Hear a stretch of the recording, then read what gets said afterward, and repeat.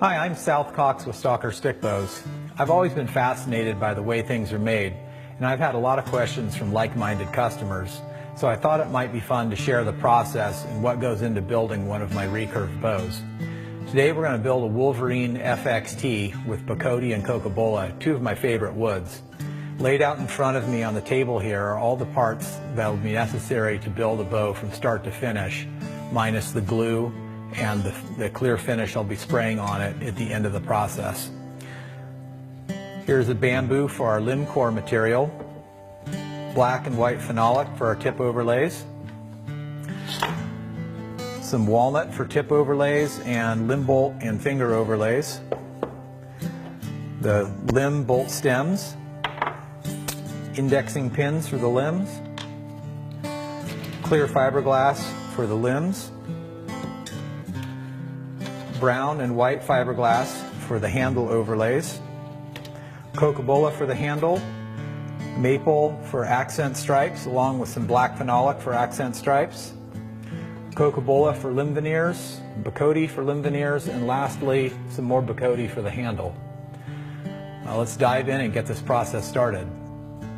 Before we get started on the bow build, let's go ahead and go over the anatomy of a stick bow. That way, as I'm building the bow and explaining the different parts, you'll be familiar with the terms.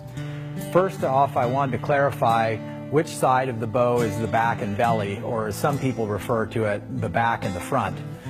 Actually, the back and the belly are the proper terms, and it's really not intuitive which one is which, and most people get it backwards. What you need to think of, and the way I remember it, is when you're holding your bow in the shooting position, that it's like another person you're having a conversation with. The belly of the bow faces the shooter, and the back of the bow faces the target. This whole part here is called the handle, or the riser. This is the grip, the heel of the grip, and the throat of the grip. This would be the palm swell in this area here. This is the shelf where the arrow sits, and this is the arrow rest, these two components here. This is the sight window. These are your limb bolts. These are your glass overlays, or your finger overlays here. I use fiberglass and wood combination.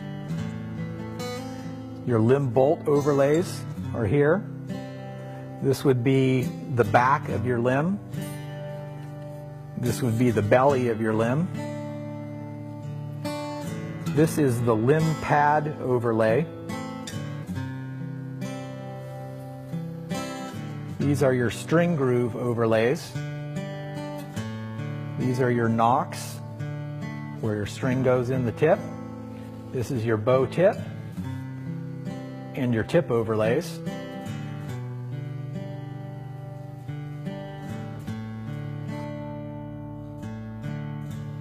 Because the handle is glued up in 3 different steps, each phase requiring a couple of hours for curing time for the glue, we'll start on the handle first. Layout is done to capture the most striking grain while simultaneously trying to get maximum yield of the material.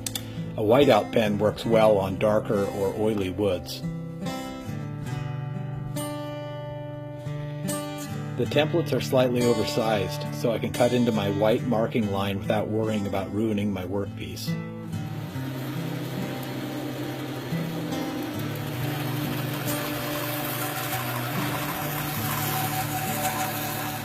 This piece of Cocobolo has a sapwood inclusion that nests in perfectly with the center flare template, leaving the beautiful swirling grain around the inclusion to fit right onto the template, almost as if the tree was made for this handle.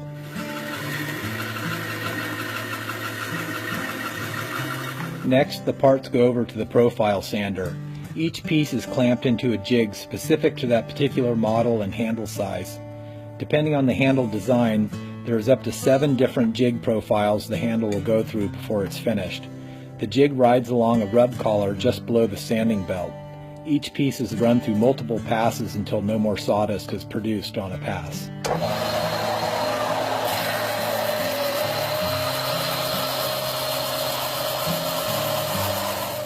After profiling all of the parts, I'm ready to cut the maple accent stripes. I use a dedicated bandsaw with a carbide tip blade for cutting all of my accent stripes, veneers, and bamboo core materials. I use a scrap piece of material for initial setup to cut my pieces about 20 thousandths of an inch oversized for thickness. After cutting them, it's off to the thickness sander. 36 grit cuts off excess material quickly, and the rough grit leaves lots of ridges and valleys in the material to make a stronger glue joint with more gluing surface than you would have with a finer grit of sandpaper.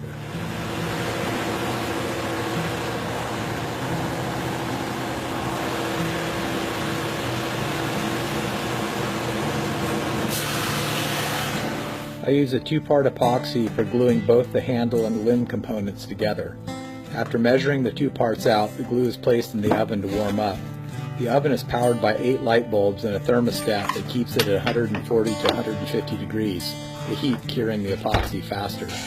While the glue warms up, I'll prepare the fiberglass for the limbs and bandsaw the veneers and overlays. This is probably my favorite part of bow building.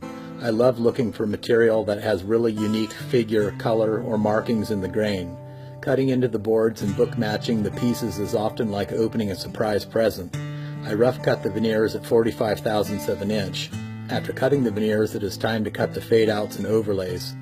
On this bow, I'm going to be matching those parts into the coca-cola and the handle.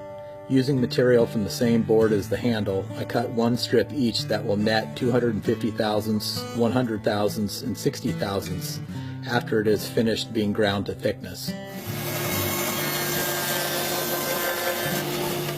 Spreading a thin layer over the whole surface looks easy, but it does take some time to get the knack of it. Each surface gets glued. You don't want to have any dry or starved glue joints. After clamping, the handle goes in the oven for its first of 3 times.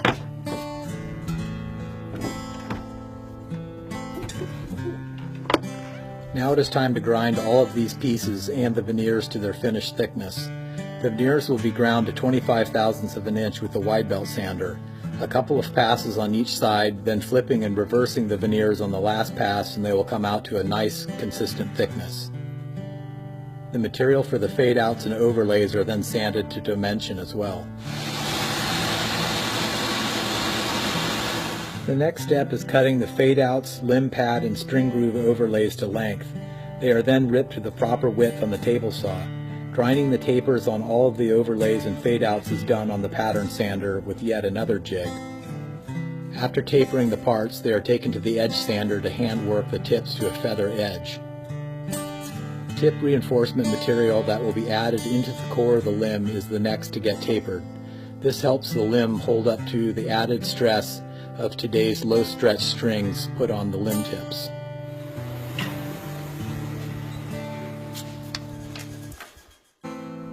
The walnut I've selected for the limb bolt overlays, the limb tips, and the handle finger overlays is the next to get sliced up in the bandsaw. Next, the limb bolt overlays are sanded to a feather edge. Black and white phenolic material is cut to length to be glued up with a 60 thousandths thick walnut for the tips. I only need 28 inches of the 36-inch long veneers, so I lay them out and mark them to length, leaving the end with the best figure and color. The veneers are paired together and carefully measured for thickness. The finished weight of the bow is determined by a combination of the total thickness of the fiberglass, the veneers, and the tapered bamboo core that I'll be cutting next. Using records from bows I've built in the past, I'm able to accurately build to my customer's desired finished draw weight. In order for a limb to draw smoothly and generate excellent performance, the limb is tapered in both width and thickness. The taper and width is performed after the limb has been glued up, but the taper and thickness is internally built into the limb. I like to use bamboo for my limb cores as the material is light in mass weight and very snappy. I use a tapered template that I place between my bamboo blank and the fence of the bandsaw to cut a taper into my blank. This shortens machining time and makes more efficient use of material. The bamboo blanks are then placed on a tapered sled and get the same treatment as the veneers. Finishing at the thickness that I've calculated will net the draw weight the customer wants. While I'm waiting for the glue for the limbs to warm up, I use the leftover glue from the handle for the tip material. After getting several wraps of plastic wrap, they go into a radius form before being placed in the oven. The limbs are now ready to be glued up. It is important to get a generous film of glue over all surfaces, but excessive glue creates a lot of squeeze out. A double layer of plastic wrap keeps the glue off the limb forms. After wrapping the limbs up, they are placed in the limb forms.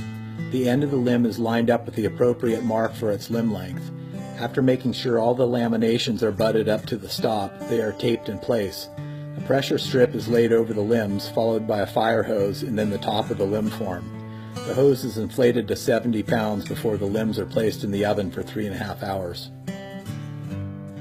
While the limbs are cooking in the oven, I prep the fiberglass overlays for the back of the handle.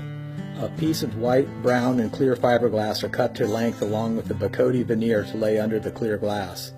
After their ends are feathered, a piece of shorter white fiberglass and walnut form the finger overlay. The handle is ready to come out of the oven from its first pass. After cleaning up the excess glue with the edge sander, the quiver side of the handle is flattened on the joiner. Next, the handle goes back over the pattern sander to profile the limb pads and back side of the riser.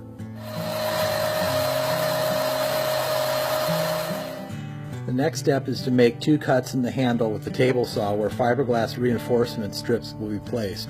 A piece of 1/100,000th of an inch Coca-Cola will be placed over the top of the inserts to cover them.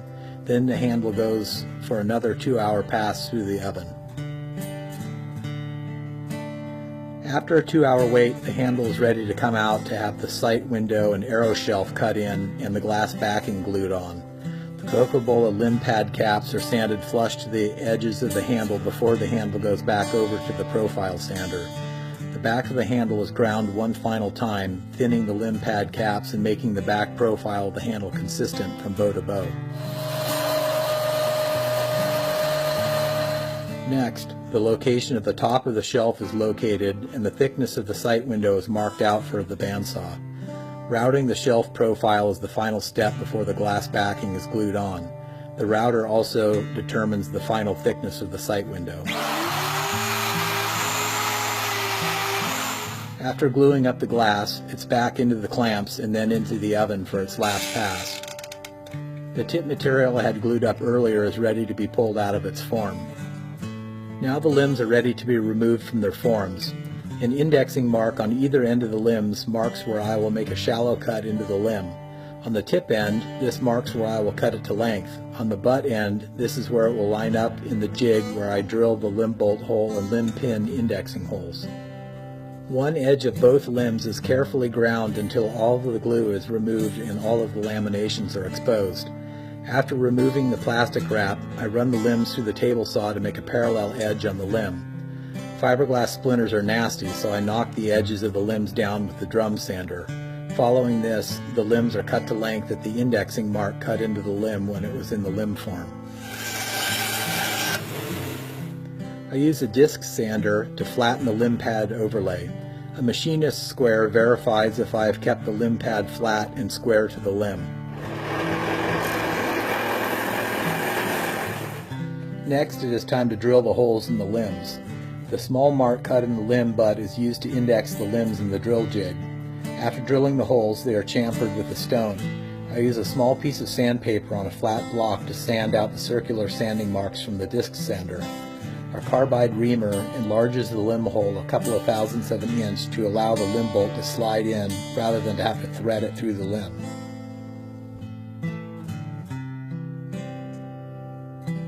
In preparation for the next step, the limb tip overlays are cut to size. The handle is now ready to come out of the oven and begin the drilling and shaping process.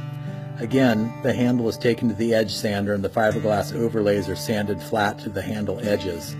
Excess glass is trimmed off where it extends past the limb pad, and then it is sanded flat on the disc sander. The handle is dropped into the drill jig and the limb indexing pinholes and the hole for the limb bolt stems are bored. Again, the holes are chamfered and the circular sanding marks are hand sanded out. From the belly side of the riser, the limb bolt stem holes are enlarged to accommodate the larger diameter mushroom-shaped end of the limb bolt stem. The limb alignment pins are glued in, and then the limb pad templates are used to trace the finished profile on the handle. Another jig with a ballpoint pen as a marker is used to scribe profile lines onto the belly of the riser. Using the profile lines, excess material is cut off the handle with the bandsaw. A drill press with a Forstner bit is used to locate the throat of the grip, and the excess material in the palm area is bandsawed off. Now the profiling of the handle is finally ready to begin.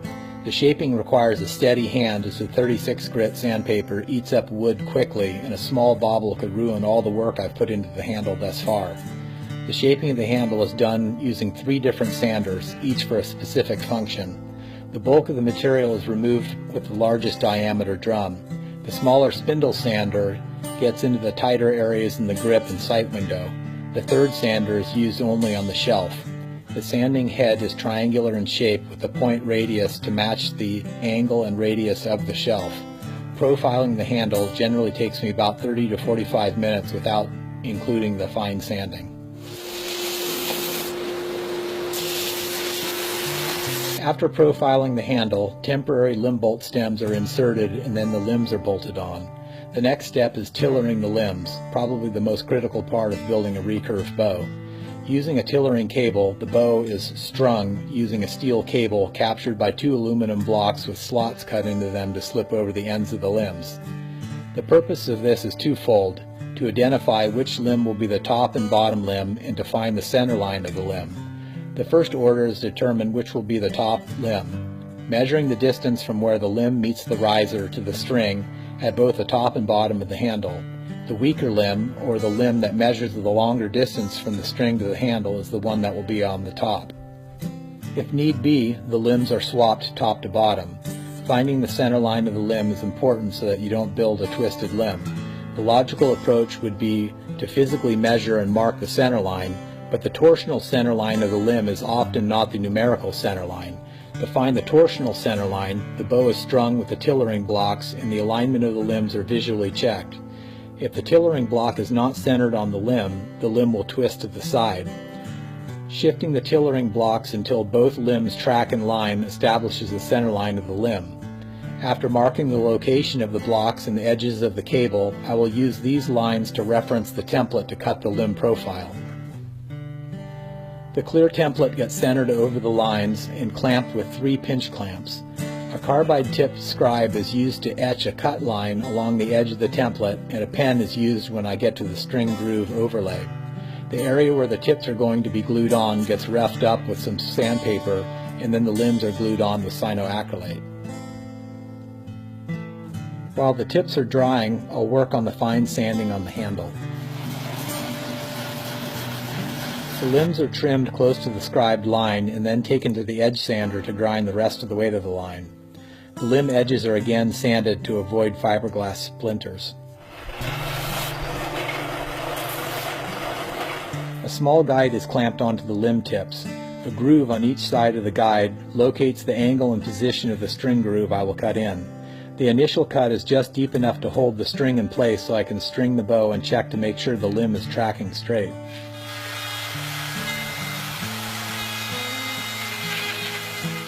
This is my first opportunity to check the draw weight and confirm that my calculations were right for the customer. I'm also able to check limb alignment. In this instance, the limbs are tracking perfectly and I don't have to make any adjustments to correct for limb twist.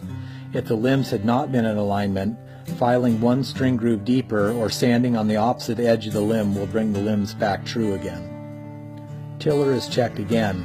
Because the limbs don't need any adjustment, I can finish rough cutting in the nocks and string grooves. I'll finish these out by hand with a file.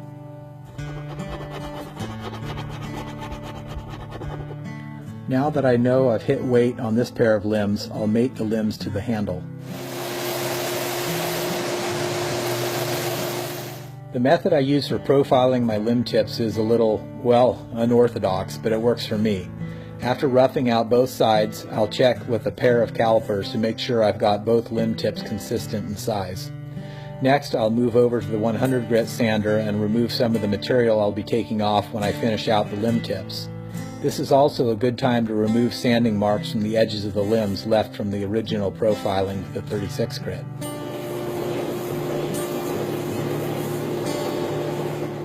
The bow gets strung again, the tiller checked, and the limb alignment rechecked. Off come the limbs, and now it is time to do the final filing on the nocks and string grooves.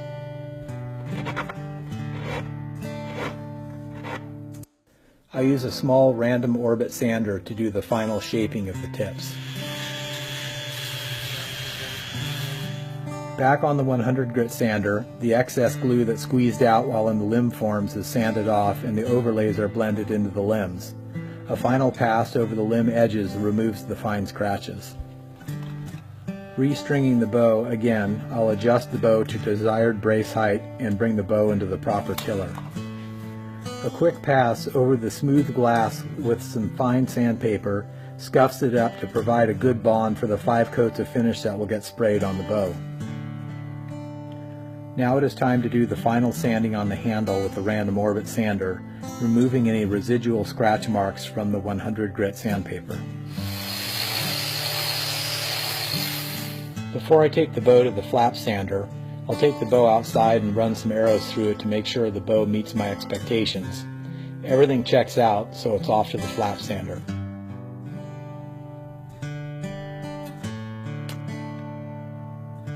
The last step before the spray booth is stamping in the serial number. Into the spray booth, and the bow gets its first of 5 coats of finish, 4 gloss and 1 final coat of matte. After the first coat dries, the bow will be sanded with 320 grit to knock down the raised grain. Then 3 more coats will be applied consecutively. Before the matte coat, the bow is sanded a final time, lettered, and back into the spray booth for its last coat. So we've got the bow completed now. It's got 4 coats of gloss finish and a top coat of matte, and then an additional coat of a kind of a textured finish. It gives a little bit of kind of a more of a grip to it there, and it also helps hide scratches and nicks and stuff that you might get in the field. But it's hard to believe this was just a pile of wood not too long ago, and now it is a beautiful, functional work of art.